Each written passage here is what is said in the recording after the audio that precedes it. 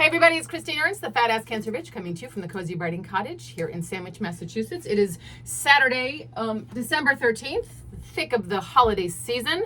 I totally forgot to do the new butt for December from my Museum Bums calendar. That's a gift from my friend Jen. And we're gonna go from November, this bas-relief business, kind of boring, and we're welcoming December. What is the month of December? Oh, well. Once in Royal David City, my friends. Not the view of Michelangelo's David that you usually enjoy, but I may like it better. So December did not disappoint. Museum Bums. All right. You may have noticed I'm also wearing a ukulele. I know a few songs in the ukulele. I'm not proficient really, but I do need it to accompany myself for a piece that I'll be reading tonight at Yule for Fuel. I think you're going to hear a draft of it very shortly. Every year I read for Yule for Fuel. It is a fundraiser out in Wellfleet at Wellfleet Harbor Actors Theater for fuel assistance, and I have the great honor of speaking at it for like the past 12 or 13 years, and it's such a beautiful night. It's so sweet and tender and very Wellfletian. It's lots of local musicians singing holiday tunes and a bunch of spoken word folk like myself. So this piece, every year I kind of wait for what I'm going to write about, because I want to make you laugh and also make you think, and I kind of wait to see what's happening in the news, what can I talk about, a little like my weekly piece, but a little slightly longer format, and for the holidays. So I wrote this piece Thursday night and last night and this morning, and I'm going to give you a rough draft right now. And warning, it does involve a few musical interludes. We'll see how that feels.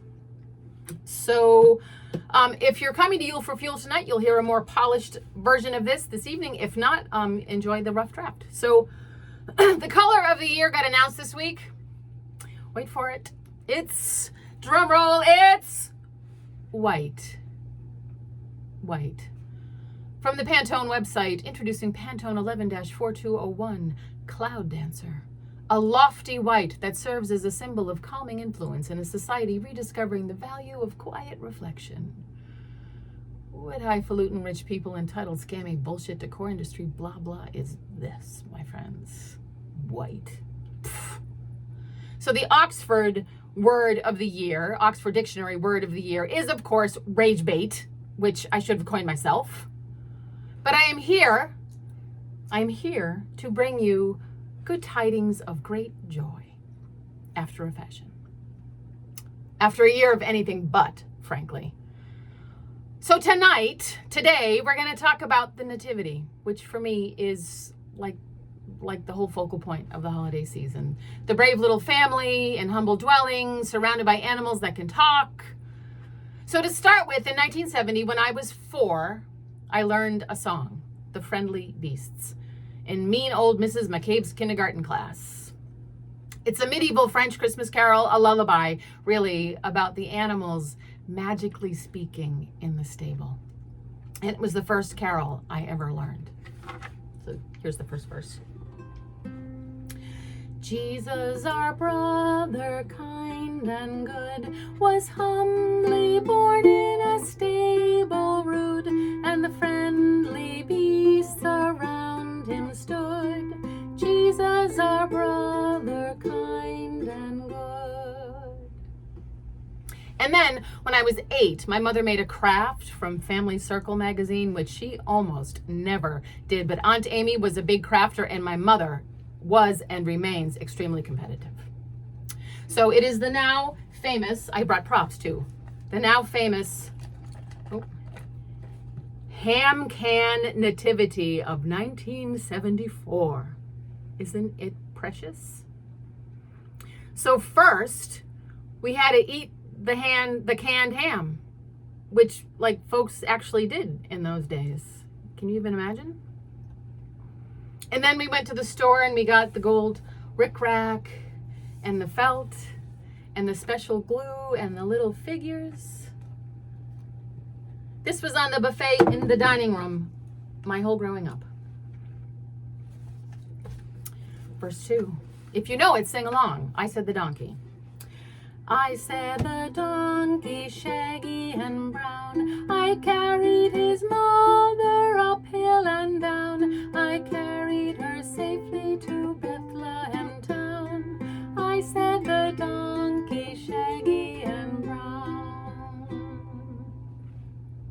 And then in 1986, Aunt Amy and Uncle Dan's life-size, fake wood, hollow plastic, light-up nativity scene in their holiday display in their front yard got blown away by a big storm. And they found all the figures except the baby Jesus. And my cousin Celeste scandalized the whole neighborhood, and especially Grandma Charlotte, by shouting, "Jesus Christ, where the hell are you?" up and down Williams Ave, until he was located, lodged in the rhododendron next door. Verse 3, I said the cow. I said the cow, all white and red. I gave him my manger for his bed. I gave him my hay to pillow his head. I said the cow, all white and red. And then this year, I made a chicken nativity advent calendar. You heard that right. Capital C, capital N, all one word, chicken nativity, exclamation point. For my daughter Marnie and her wife Milena, who started raising chickens this year.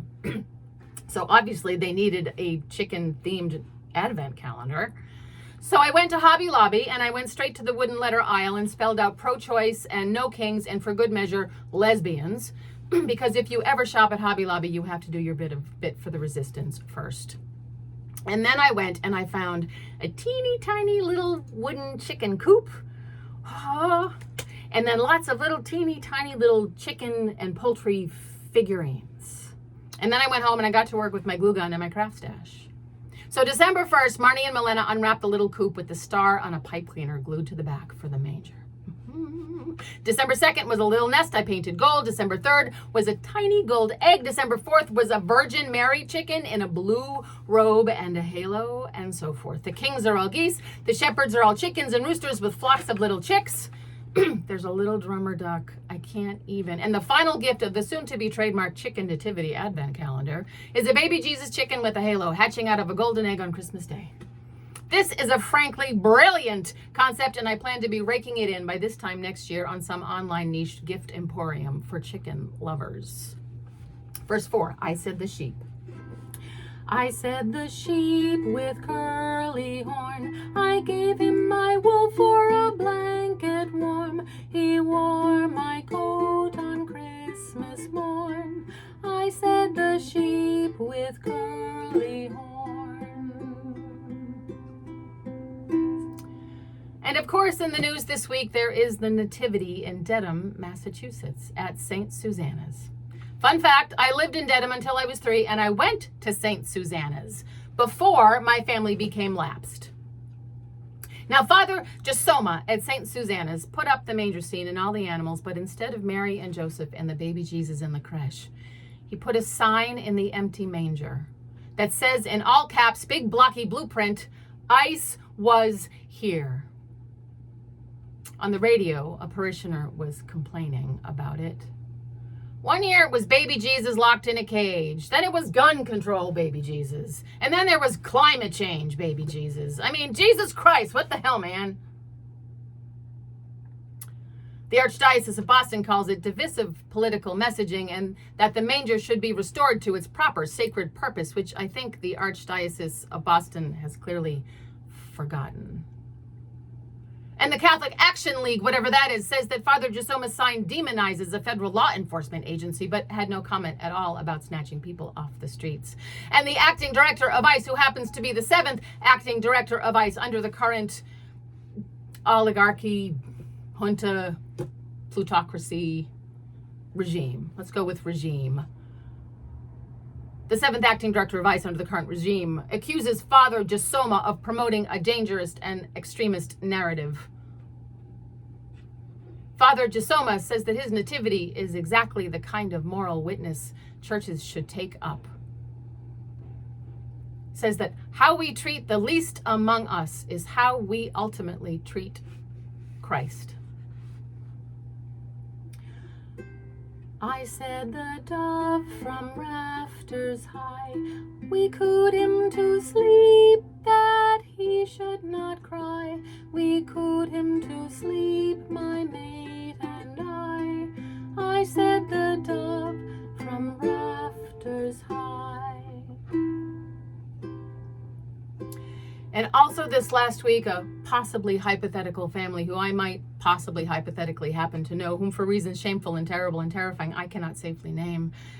These possibly hypothetical friends brought a possibly hypothetical couple whom, if they were not hypothetical, I could also not safely name, to a hypothetical airport because for reasons I cannot tell you about now, or maybe ever given the despicable trajectory of the aforementioned oligarchy junta plutocracy regime, this hypothetical, very beautiful, very wonderful, very tax-paying, very hard-working, very contributing to the American economy for over 15 years, very dear, very brave, very not white couple had to flee in terror, in fear for their lives, had to flee the country that was once a beacon, a shining hope. The country that was once a safe haven. The country that was once home.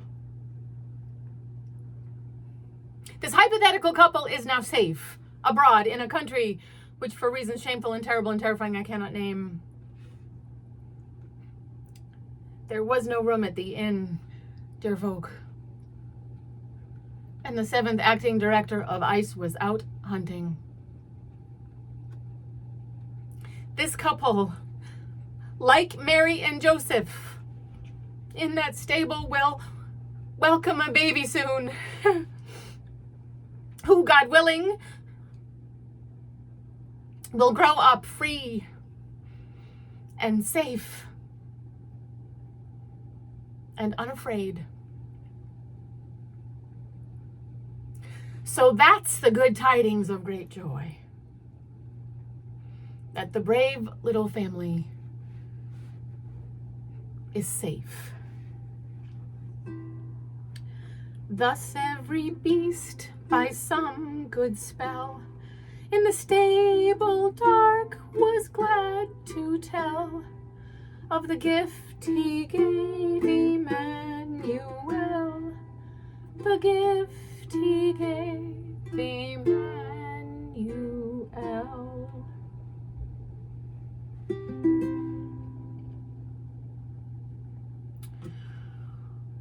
You are beloved.